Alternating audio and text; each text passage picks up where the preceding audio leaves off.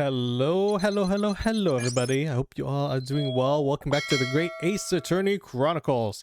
So now let's continue on and see if we can correct Herlock Sholmes' reasoning. Course correction. Hold it, Mr. Sholmes. Alright, let's see if we can try to speed through these ones, because there's a lot of just repeated dialogue. But I guess this is just a reminder for us what's happening. First of all, we must ask ourselves on what business you ventured to the pawnbrokery today. You claim to have followed this pickpocket here, having had redemption tickets stolen from you on the streets. But that is most certainly a lie. The truth lies, and the real truth is something quite different. As revealed by which you hold in your hand.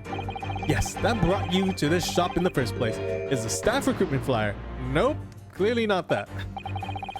So by Mr. Sholmes' reasoning, Mr. Benedict came here in order to apply for a job so he can dig through the floor? Yes, in an attempt to tunnel into sewers to gain access to the money in the vaults of the bank across the road. But he wouldn't get very far with a broken shovel, would he? No, I think it's fair to say his motives lie somewhere else. The question is where? Alright, maybe it's behind? It's always behind. Yep, there it is. It's always behind. Oh. Hello. This guy's trying to steal something, no wonder. Oh, look at all the scribble. Look at all the scribbled notes on the back of the flyer here. I don't believe it. What is it? Listen to what it says. Name, Gina Lestrade. Height 5'2". Green cap, scruffy waistcoat, grubby white shirt, blue satchel ragged. It's a detailed description of Miss Lestrade. Goodness. There's even a sketch of her, hat and all. Although, if he showed it to her, she'd fire that smoke grenade launcher at her face for sure.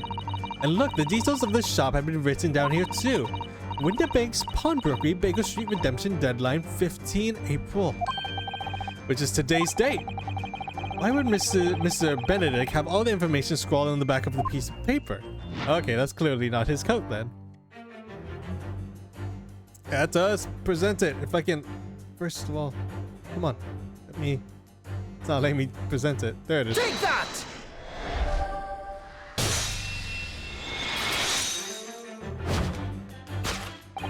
Yes, what brought you to the shop in the first place is the info about Miss Lestrade. Quite so, my dear fellow. It would appear that writing and sketch on the reverse of the flyer pertains to the pickpocket Miss Lestrade and Mr. Winterbake's pawnbrokery here. You originally told us that you had merely given chase after Miss Lestrade stole a redemption ticket from you. But that, sir, is a thinly veiled lie.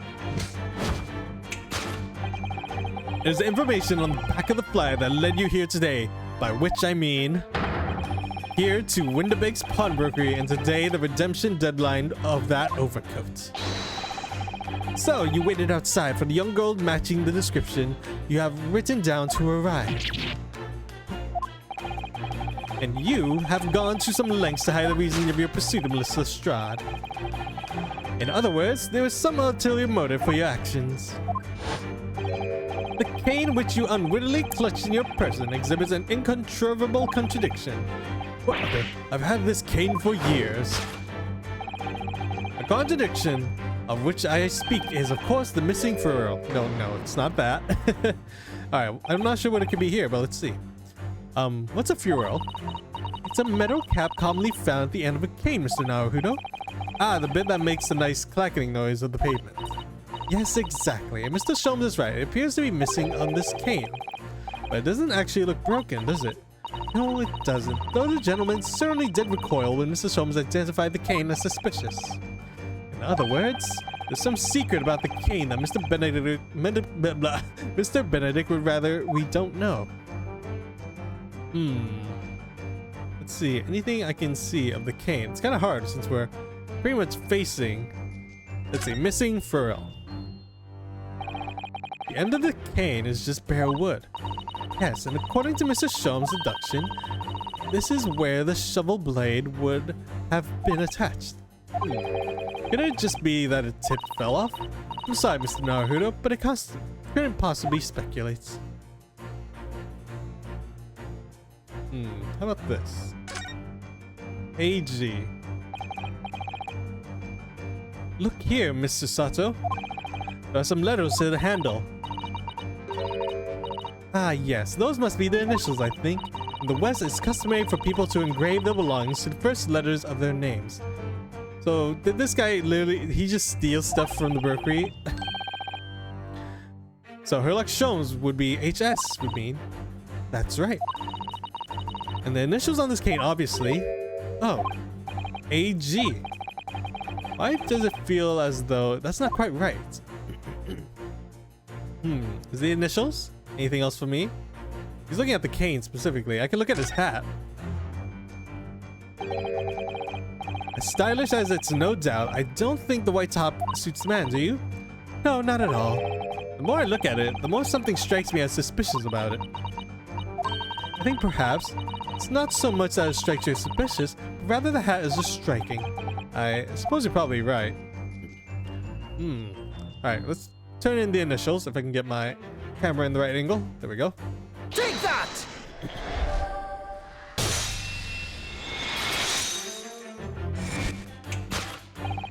The contradiction of which you speak is, of course, the initialing. A most astute observation, wouldn't you say, Mr. Egbert Benedict? We are led to believe, sir, that your initials are EB. Yet, in the most possessive manner you have in your grasp, a cane bearing the initials AG. An incontrivable contradiction indeed. Would you not agree? No, you're wrong. This cane isn't... You said before that you had that cane for years. So don't try to tell us that you just borrowed it from a friend or found it in the park. In short, though you hold yourself to be a gentleman, you have withheld the true name. Your recoil, sir, is something wrong?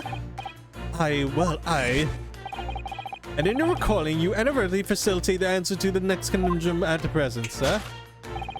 Namely, what is the truth behind the rod you bear? Yes, your reaction betrays the truth. The handle in which you evidently would like to conceal is the key to understanding the riddle, you see? Let's consider the bare bones of what happened here. Mr. Stride redeemed the fine-looking overcoat. And now a mysterious man has appeared, introducing himself as a fake name, and claiming that the overcoat belongs to him. But we know that he actually identified Mr. Stride from a written description, which suggests that everything he's told us is untrue. So what we need to do here is somehow prove that the overcoat cannot possibly belong to him. Ooh, there must be initialing somewhere else then. Oh, there's a rip here. Why would he have a ripped coat? Oh, this seam on the shoulder, this is coming apart. Oh, it's too tight for him, is it? So it is. Do you know, a moment ago when Mr. Benedict was surprised by something that was said, I thought I heard him make a rather large noise. It sounded like a bit of a tiny growl. But now I think it's probably the sound of a seam ripping open. If you look closely, it doesn't seem like it's a very tight fit. The sleeves are stretched to bursting, and he wouldn't have hope of fastening it at all. If he were to run around, I'm sure the whole thing would fall apart. That I'd like to see. Sorry. So how can we make Mr. Benedict run around? He's really giving him this some thought. That's the only thing we can see. I think that might be it. If I can present it. Take that!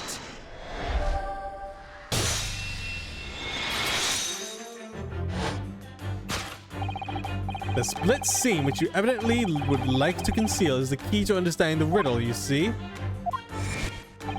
Yes, because the overcoat is rather obviously a poor fit. Having forced it over the broad shoulders, seams is already breaking apart. My suspicions were aroused from the outset. When you badly lied about your name and so boldly waylaid his pickpocket.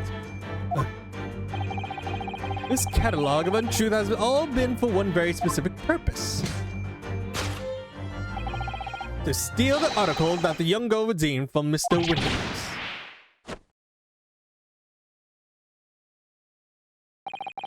But what really irks me is this.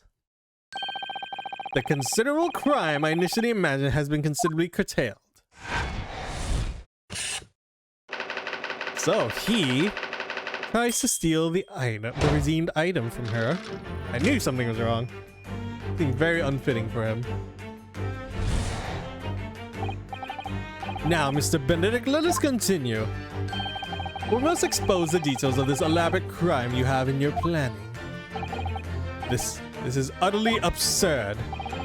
You suggest that I, a gentleman, designed a wheeze to flinch some tawdry article of pawnage? Have you forgotten that I redeemed the article in the proper manner using the watchword? Had I not been the one to deposit it in the first place? How could I possibly have known the relevant details in this path? Oh, but the watchword can be discovered. As you are only too well aware, Mr. Benedict. And your future glance is telling us more. What?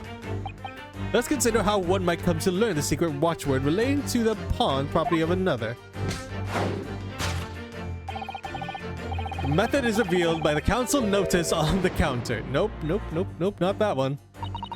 The direction of the deduction must change rather dramatically now, I think. Yes. No more talk of tunneling into sewers, which is a pity because it all sounded rather exciting. Anyway, you can't deny that this mysterious gentleman didn't know the watchword. Yes, Professor. If you didn't know the word, Mr. Winterbeck would never have allowed to redeem the article. Or looking at it another way, if you did know the word, Mr. Winterbeck would allow you to redeem the article whether it's yours or not. But the question is, could this gentleman have found the watchword out somehow? Alright, check the desk. If I can... Okay, I can't really look over it. Well, the most obvious thing would be... Oh, I can't look at the book, so maybe it's this right here. Look at this, Mr. Sato. Appears to be a memo that Mr. Winterbeck has scribbled himself. Let's see. What does it say? Oh, Professor! Mr. Winterbeck must make a note of the watchwords his customer gives him right before their eyes. And an alarmingly clear script as well. Oh dear, I don't know where to look. Who knows what other secrets I might see. Oh, there's a picture of a kitty here. Let's see, we got the oil lamp. I mean, it's kind of clear here. Take that! A little notelet. The method is revealed by the notelet on the counter to which your eyes were inadvertently drawn. Yes, the broker here allows the same procedure whenever a customer comes to redeem an article. He asks the customer for the watchword and notes down the response uttered on a notelet that he has to hand. Then he consults the ledger and confirms whether or not the watchword matches that of the article in question. I would expect nothing less from a diligent pawnbroker. But diligence clearly has a disadvantage. What are you implying? What are you talking about? It is increasingly apparent that you were present in this shop before the accused against Mrs. Strahd. In all likelihood, you followed her inside and observed her talking to Mr. Winterbeck. When the diligent broker made a note of the watchword on his common practice, you observed him writing the word professor on the notelet beside the ledger. And that, sir, was a master plan he devised to steal the pawned article from the young Mrs. Strahd. Master plan? Which brings us to the final chapter of this lurid scheme. Why would you go to such a length to redeem the particular article of this pawnbroker? Are you quite serious? For an ill-fitting overcoat hardly seemed to justify the effort, much less a worthless music box disc. But naturally, you had very good reason to make them yours, didn't you, Mr. Benedict? I have no idea what you're talking about. Allow me to present a rather interesting piece of evidence. You see, the picture postcard tells us all we need to know. The articles we're talking about are the overcoat and the music box disc. That was in one of the pockets, which according to Mr. Winterbanks is even worth a penny. And yet this man wants to such a lengths to steal them. Why? I wonder if perhaps we already have the evidence we need to explain, Mr. Naruto. Could we, really? I better have a look through. I mean, I already found it. Don't worry. Take that! I already saw it. And for Mr. McGilden in the back. You see, the music box disc tells us all we need to know. What's that on the back? It reads, for McGilden.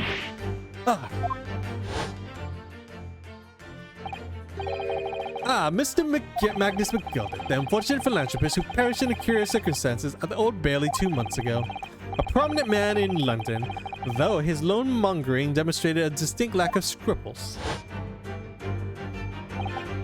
So, you're an associate of his, are you? Or perhaps a subordinate? Mr. McGilden was a man of unusually small stature, in fact. He was precisely the right size for the overcoat that you squeeze yourself into. Your true identity remains shrouded in mystery, Mr. Egbert Benedict, but the final conclusion here is crystal clear. The reason you came to this pawnbrokery today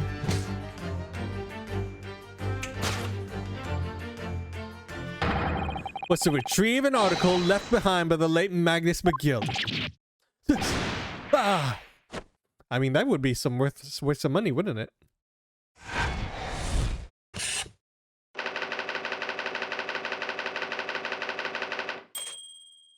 Alright, well, I would really like to know what's on the disc, so I feel like the contents of the disc might be actually worth hearing.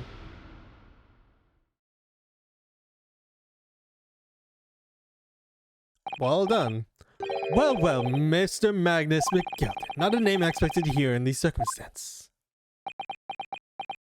I'm going to take the coat off, because that's not yours. Mr. Sholmes, I'm afraid there's something very troubling on my mind. Pray tell, Mr. Sato. Well, according to what Mr. Winterbeck told us earlier, today was the final day on which the coat could have been redeemed, was it not? Yes, ma'am, that's correct. Today will be precisely 2 months since the first deposit. Well, today is 15th April, so 2 months ago today would have been 15th February, sir. That's right. It's all carefully recorded in my ledger. Deposited at 10:30 p.m., I see. What? But that suggests... Yes, 15th February is precisely the day on which the omnibus murder took place. And 10:30 in the evening, precisely the time at which terrible events were unfolding. Suggestive is not the word. It would seem the matter is entirely beyond coincidence.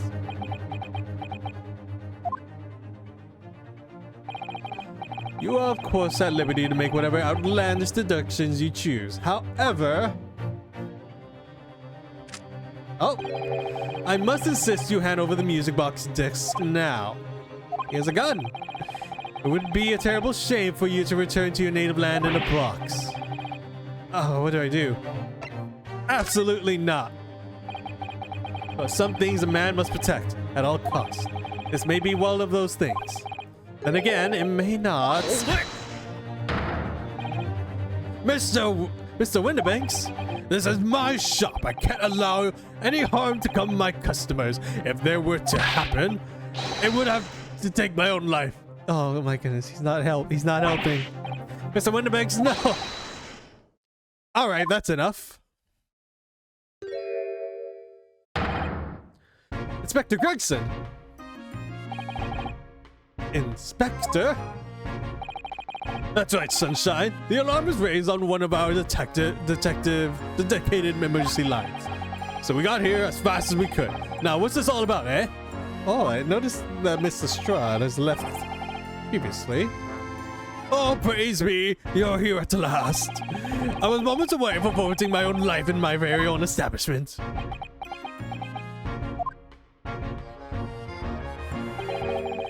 It would seem you have the upper hand.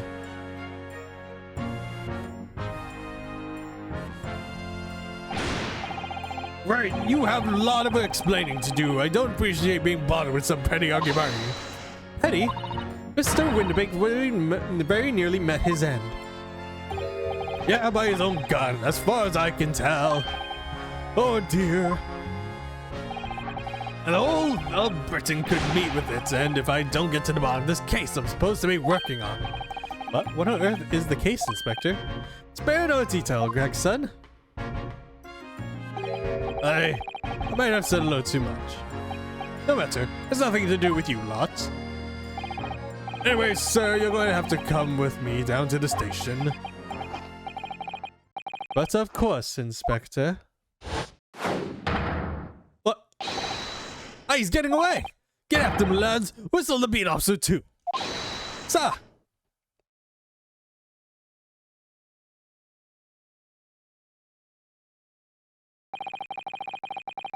There's been a spate of thefts at pawn shops around here recently, so we fitted emergency buttons underneath the counters for workers to let us know there's trouble. Oh, Inspector, I was very worried over there for a while. Very worried indeed. Now then, Mr. Permanently in Morning? Yes? I've been taking that, whatever it is, of Mr. McGill is down to the yard. Thank you very much.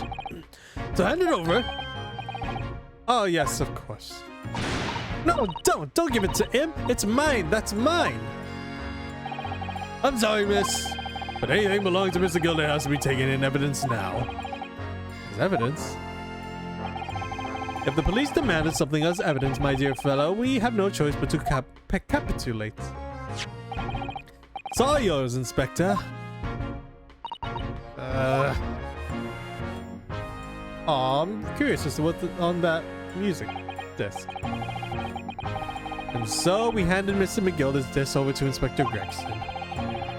And were summarily turfed out the shop and onto the streets.